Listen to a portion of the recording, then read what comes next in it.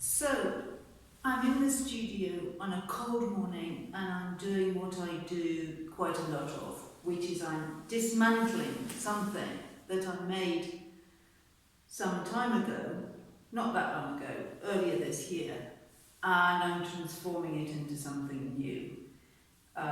This was I don't know how well you can see it, but this was a series of, well, I suppose you could call them umbilical cords or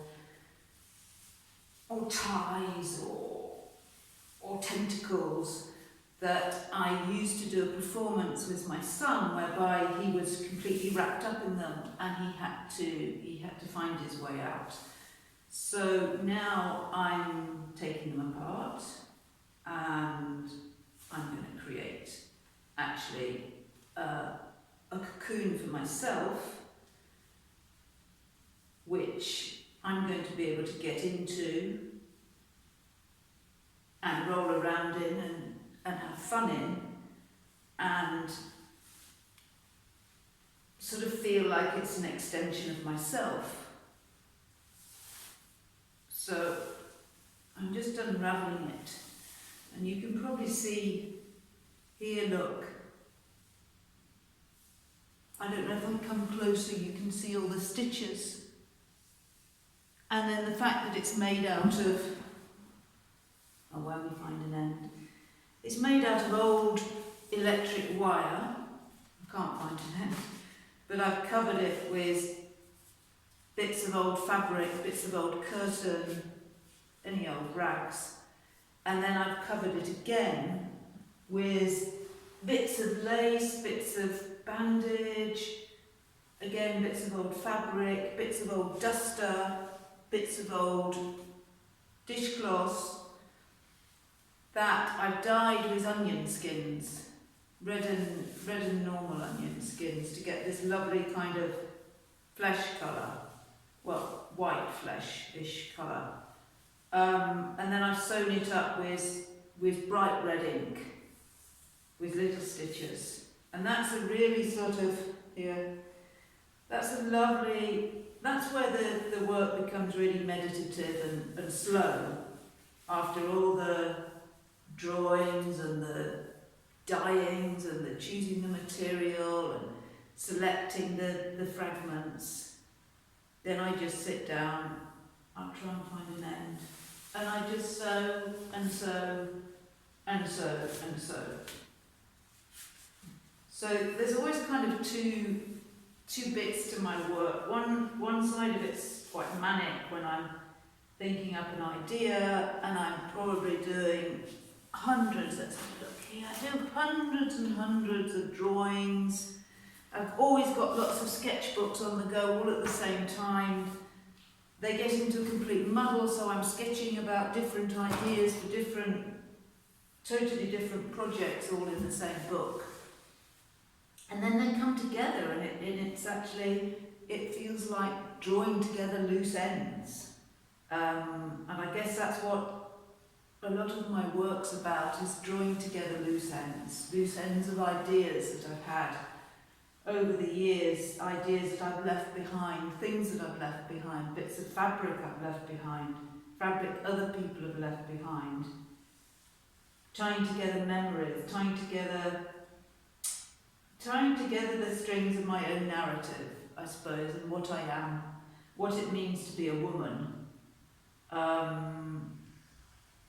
And I'm particularly interested in the sense of transformation, transforming something that for most people might seem absolutely useless, some old dishcloths covered in holes and everyone just throws away, that I treasure them. They're beautiful to me because they've got the marks of a life on them. And then weaving them and sewing them into my own new creation.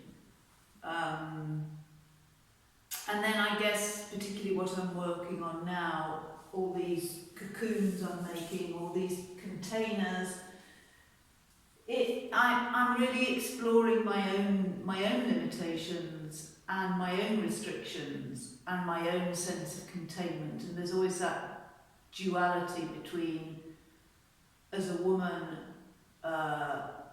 your maternal function and to and the maternal function that you've received, in a sense, what you've received from your mother, and all the restrictions that that also creates. How as a woman you are incredibly restricted, and you're actually very restricted often by domesticity, which is also something I find very attractive.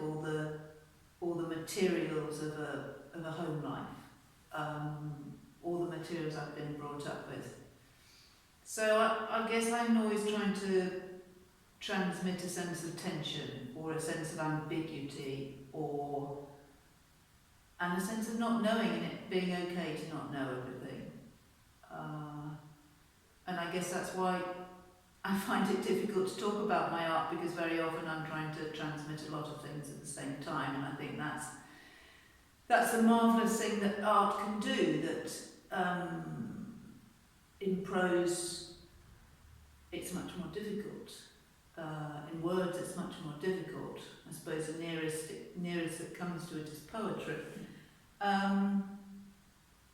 So that's it, really. That's what it's all about. And so gradually I'm going to unravel this. I'm going to take off. I'm going to undo the ties, the red ties that I created to bind up my son, and that he undid part of. And then I'm going to bind it up again and create a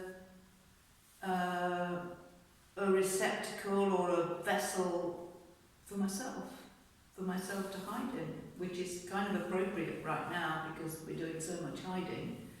And me in particular, because I'm in fact in quarantine now, so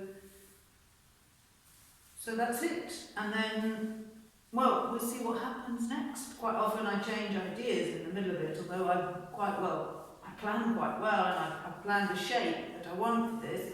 It's going to be quite big and almost egg-like, but actually along the way, who knows, it might become much longer and elongated like this. We'll see.